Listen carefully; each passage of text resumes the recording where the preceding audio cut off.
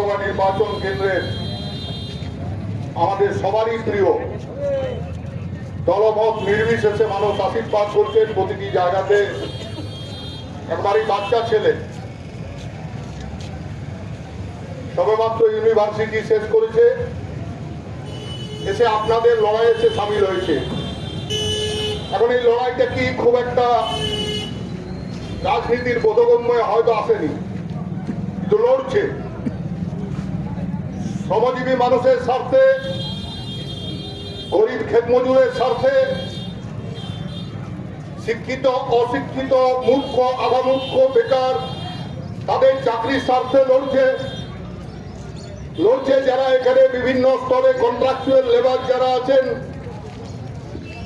যারা এখনো স্থায়ীকরণ যাদের হয়নি, চাকরির কোনো গ্যারেন্টি নেই, তাদের স্বার্থে লড়ছে। এই এলাকায় যারা শ্রমজীবী মানুষ, যারা বিভিন্ন দোকানে দাঁড়িয়ে কাজকর্মে প্রতিদিন কাজকর্ম করছেন, নিজের দিন গুজরান করছেন, তাদের স্বার্থে লড়ছে।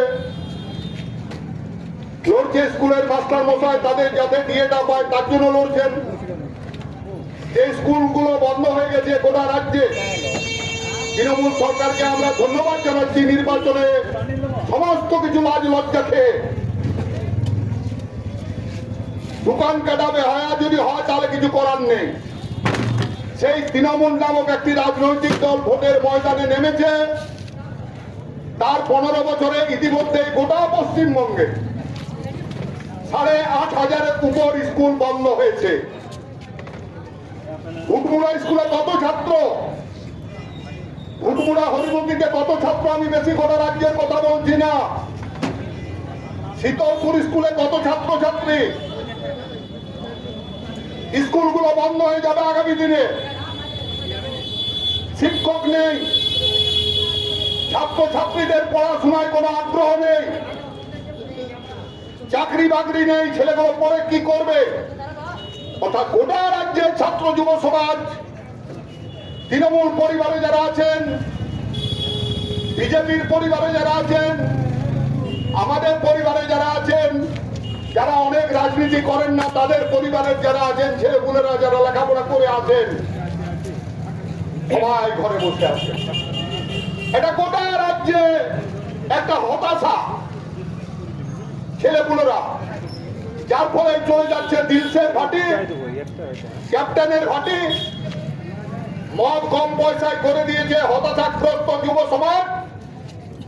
30 টাকা দিয়ে মদ খাচ্ছে, নিজের চিন্তা চেতনা, মা বাবার অভাব, দারিদ্রতা, আমাকে এত কষ্ট করে লেখাপড়া শিখিয়েছে, চাকরি নেই বাকরি নেই,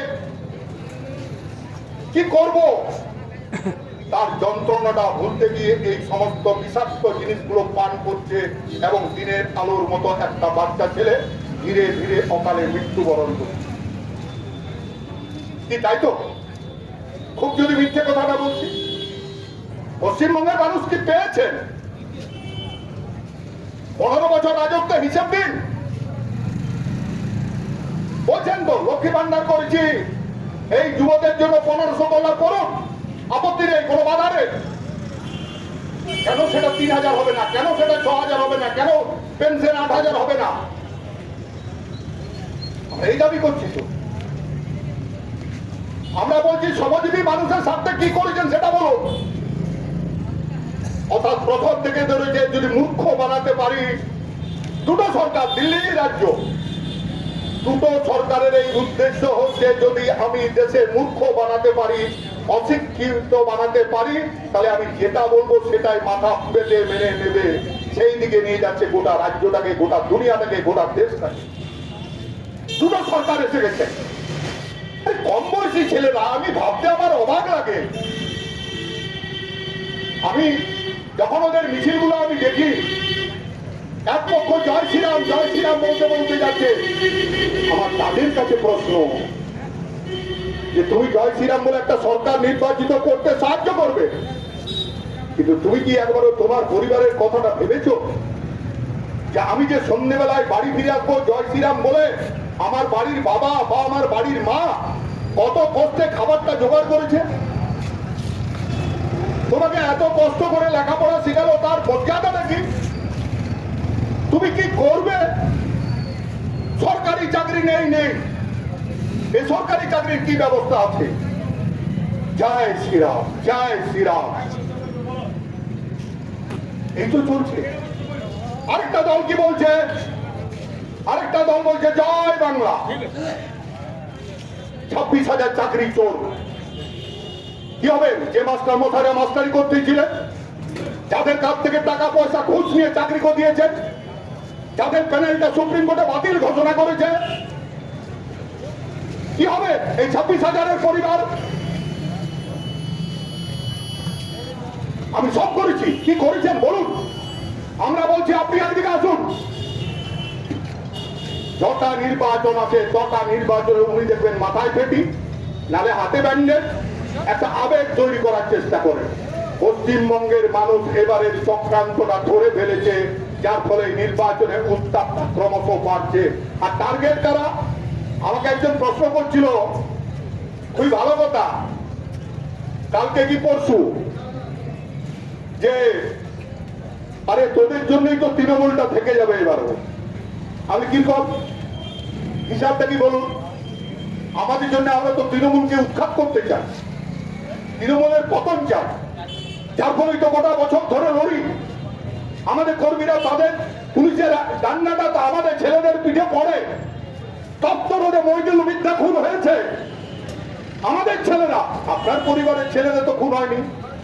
লাল ঝান্ডাওয়ালারা খুন হয়েছে রাস্তাতে, এই দিদিমণি সরকারের পুলিশ খুন করেছে, 3 করে খুন করেছে, তামান্নাকে খুন করেছে। আমরা তো চাই তৃণমূলের পরিবর্তন। আপনি কি ভাবছেন? আপনার অঙ্কটা কি শুনি, তোরা যে পার্সেন্টেজটা পাবি, তোদের যে ভোটটা হবে, এটাতে তৃণমূল বেরিয়ে যাবে, বিজেপি আর আসতে পারবে না। মানে আমরা যদি ভোট, ওই যে আগে স্লোগান দিদিমণি সে বলতেন না, যখন মুখ্যমন্ত্রী হয়নি, রাজ্যে আসছে, ক্ষমতা আসার চেষ্টা করছে, হয় এবার না হলে নেভার, হয় এবার না হলে নেভার। পরপর 5 বছর নেভার হচ্ছিল তো। তৃণমূল যখন দেখলো যারা আমি আসতে পারছি না, তখন বললো কি, গোটা দুনিয়ার সব দলকে জড়ো করলেন, তৃণমূল, বিজেপি, কংগ্রেস, উগ্র যারা বামপন্থী মার্ক্সবাদী, মেকি মার্ক্সবাদী, তাদের সব নিয়ে 21টা পার্টি জোট নিয়ে একটা 11 সালের বিধানসভা নির্বাচনে লড়াই করে একটা সুস্থ একটা গণতান্ত্রিক পরিবেশের যে সরকার ছিল পশ্চিমবঙ্গে, সেই সরকারটার পরিবর্তন হলো। আমরা মেনে নিলাম।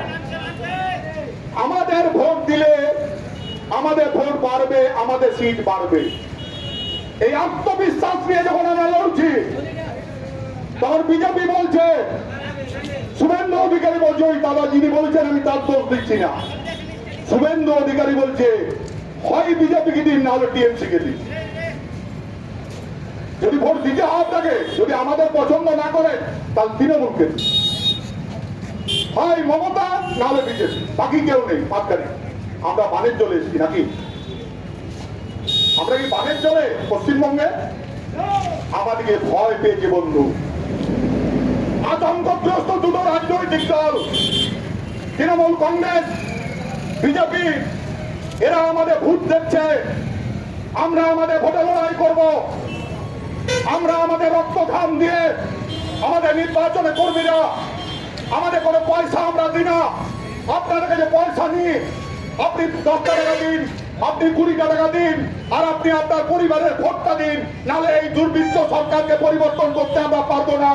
ওদের ধারাও টাকা কোথার থেকে আসছে আমরা নিজেরাই অবাক। হেলিকপ্টার বাদ দিয়ে কেউ চাচ্ছে নেই না। তৃণমূলের যত নেতা সব হেলিকপ্টার, আর বিজেপির যত নেতা সব এরোপ্লেন আর হেলিকপ্টার। আমরা হাঁটছি শুধু মাটিতে, হাঁটছি হাঁটছি হাঁটছি, হাঁটতে হাঁটতে আমরা কিন্তু ক্লান্ত হয়ে যাইনি বন্ধু। আমরা পিপাসামুক্ত হয়ে যাইনি।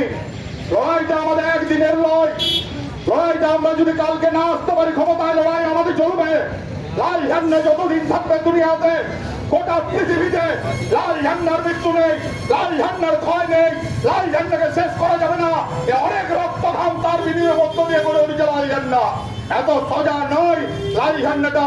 কালকে যদি 4 তারিখে তৃণমূল সরকার যদি ক্ষমতাচ্যুত হয়, 5 তারিখে দেখে নেবেন, মিলিয়ে দেবেন কোথায় জাদুকেবলার মন্দিরের সামনে দাঁড়িয়ে আমি বলে যাচ্ছি, যদি সরকারটা পরিবর্তন হয়, তাহলে তৃণমূল নামক যে রাজনৈতিক দলটা তারপরে দিন গোটা রাজ্যে সাইন বোর্ড হয়ে যাবে, একটাও খুঁজে পাবেন না তৃণমূল দলকে। আমরা 15 বছর টিকে আছি, লড়ে আছি। আমাদের কংগ্রেসরা মৃত্যু হচ্ছে, প্রতিদিন যান কোরবানি দিচ্ছে, লড়াই হচ্ছে, সংগ্রাম হচ্ছে, আমরা ছেড়ে চলে আসছি। বিজেপি যদি হেরে যায়, বিজেপি বুঝেছে এটাই আমার শেষবার পশ্চিমবঙ্গে। আমরা বলছি তোমার শেষবার, বিজেপি তোমার শেষবার। তুমি দেশের সর্বনাশ করেছো, তুমি গোটা দেশটাকে আদানি আম্বানিদের পায়ে বিক্রি করেছো। গোটা দেশে যে একটা সুন্দর পরিস্থিতি ছিল, সেই সুন্দর পরিস্থিতিকে তুমি বিষাক্ত করে তুলেছো। গ্যাসের দাম বাড়ছে, জিনিসের দাম বাড়ছে, ডিজেল পেট্রোলের দাম বাড়ছে, কেরোসিন নেই, सब जिनिसेर दाम बाढ़ছে। अच्छे दिन आने वाली है, अच्छे दिन आने वाली है, यही कहता है ना मोदी जी। কালকে তো দেখেছেন ঝাড়গ্রামের নাটক পুজো, দুটো দলই নাটক করছে ভালো রাজ্যের নির্বাচনে। আমরাও কি নাটকের সেই শ্রোতা? সুন্দর নেমে গেলেন, ঝালমুড়ি খেলেন, ভালো কথা। আমার দেশের প্রধানমন্ত্রী একটা ঝালমুড়ি খাবেন, এটা আশ্চর্যের কি আছে, আর এত খবরের কি আছে? আমিও ভাবছি উনি একটা ভোটার একজন, আর আমিও একটা ভোটার আমিও একজন। দেশের প্রধানমন্ত্রী ঝালমুড়ি কিনে খাচ্ছেন, কত দরদি বুঝুন। আমরা বলছি উজালা গ্যাস যেদিন আপনি 450 টাকায় দিয়েছিলেন, সেই উজালা গ্যাস আজ কিনতে মানুষকে লাইন দিতে হচ্ছে কেন? বলেছিলেন আপনি নির্বাচনে 2 কোটি চাকরি দেবো, কোথায় গেল? এবারে বলেছে পশ্চিমবঙ্গের অমিত শাহ, আমরা যদি ক্ষমতায় আসি তাহলে বছরে 1 কোটি চাকরি দেবো পশ্চিমবঙ্গে। আর এই 2 কোটি চাকরির গল্প ভুলে গেলেন, 15 লাখ টাকার কথা ভুলে গেলেন। ও কায়দা হ্যায় তো জুমলা হ্যায়, ও নির্বাচনী প্রতিশ্রুতি, ওটা বলতে হয় বলেছি, দেবার জন্য বলিনি। কোথেকে দেবো আমি? আমরা বলছি বন্ধু, প্রতিটা বুথকে সজাগ করুন, সতর্ক করুন, নাহলে এই দুর্বৃত্তার দুটো সরকার চলবে। তাই আমার কথাটা হচ্ছে এই জায়গায় দাঁড়িয়ে আরেকটা জায়গা থেকে হলে যাবো আমি আপনাদেরকে অভিনন্দন জানাবো। কোন বুথকে ছাড়বেন না, সমস্ত বুথে আমাদের কর্মীরা, আমাদের স্বেচ্ছাসেবক বাহিনীরা দাঁড়িয়ে থাকবেন। মানুষের কাছে যান, মানুষের কাছে আবেদন নিয়ে যান। কেন দাহাতুরি দাদা একটা কম বয়সী ছেলে যে দাঁড়িয়েছে কংগ্রেস সাংগঠন ভোট, তাকে নির্বাচনে নির্বাচিত করার যে সংগ্রাম, আমরা সেই সংগ্রামে আপনাকে চাই। আপনি ছাড়া এই সংগ্রাম আমরা জিততে পারবো না। যারা আছেন তৃণমূল পরিবারের, তাদের কাছে আবেদন করুন। বিজেপি যারা করেন তাদের কাছে আবেদন করুন, আমাদের আবেদন করুন। সর্বত্র আওয়াজ তুলতে হবে। আমাদের কংগ্রেস পুরুলিয়া বিধানসভা নির্বাচন ক্ষেত্রে কংগ্রেস সাংগঠন রাষ্ট্রে কাস্তে হাতুড়িতে আওয়াজ হবে, ব্যাপক ভোট দিয়ে আপনারা বিপুল ভোটে নির্বাচিত করবেন। এইটুকু কথা বলে আপনাদের প্রত্যেকের সংগ্রামে অভিনন্দন, লাল সালাম জানিয়ে, প্রণাম জানিয়ে, ভালোবাসা জানিয়ে, অভিনন্দন জানিয়ে আমি আমার কথা শেষ করছি। জিন্দাবাদ।